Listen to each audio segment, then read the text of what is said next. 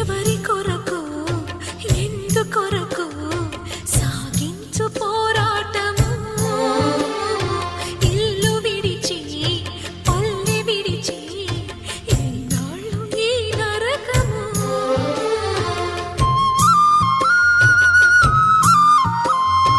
గుండెలో బాధలను దాచుకోవాలి